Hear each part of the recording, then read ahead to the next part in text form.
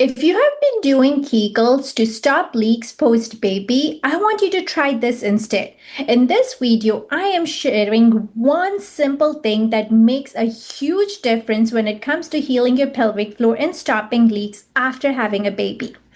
Hi, mamas, and my name is Shriti. I'm a board certified physical therapist helping postpartum moms just like you heal their mom pooch, stop leaks, and get rid of back pain in just 15 minutes a day.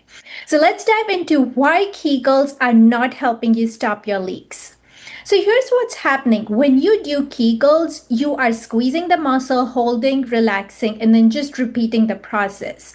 You are trying to put a muscle to work which is not even active. Yes. So here's what happens. During 9 months of pregnancy, from overstretching, your muscles not only become weaker, they actually go quiet. They stop responding. And that's not only your pelvic floor, it is your whole core system. So when I say core system, it means your core muscles, your ab muscles, your pelvic floor, your back muscles, and your diaphragm, which is your breathing muscle. So all those four muscles, they work in sync. They work in connection with each other. They don't work alone. So now during 9 months of pregnancy, as the baby grows, all those core muscles have to expand to accommodate for the baby. And what ends up happening is those muscles are overstretched and they become weaker and they're actually not active anymore. So now post pregnancy, we start squeezing the pelvic floor thinking, oh, that's going to strengthen the muscle. But if a muscle is not even active, it is not even receiving the cues you are trying to give. And so at this point, the Kegels are not even making a difference.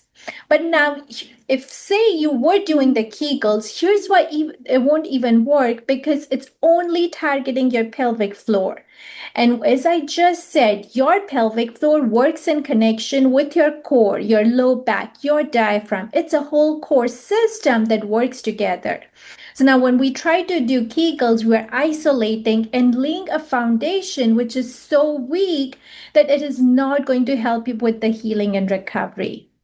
So the first thing we want to focus on doing when we think about stopping the leaks post baby is deep core breathing. This one simple exercise activates the muscle. It turns it back on so it can actually receive the signals, and then any strengthening exercises you do after will start making sense because your muscle is now back on and it is ready to receive the cues. So when we say deep core breathing, what it means is actually using your core muscles to take deep breaths in and out. During pregnancy, we start breathing through the chest muscles. So we're taking shallow breaths. And that makes your core muscles, the muscles that were actually built for the purpose of breathing, inactive. So they're not actually being used and utilized. And so they've got weaker and inactive. So the first thing I want you to start with is go ahead and put your hands on the belly and take a deep breath in through the nose, not filling the chest. The chest stays still, but we are filling the air in the belly. You feel those fingers expanding. You hold for 4 seconds and then gently breathe out through the mouth, and you can feel those fingers coming back. And when you do that, you are activating that core muscle and your pelvic floor muscles because you're filling the air in there. You're having them expand and rise. Your pelvic floor gets a chance to expand and rise and then relax gently. And that's what's actually turning those muscles on. It is waking up those muscles so then they are ready to be strengthened.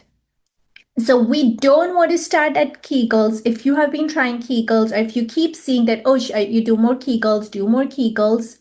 No, we don't want to do Kegels because A, it is trying to strengthen a muscle that is not even active, but B, pelvic floor doesn't work alone. So we cannot stop leaks by just isolating the muscle. We need to work on the whole core system to make a difference.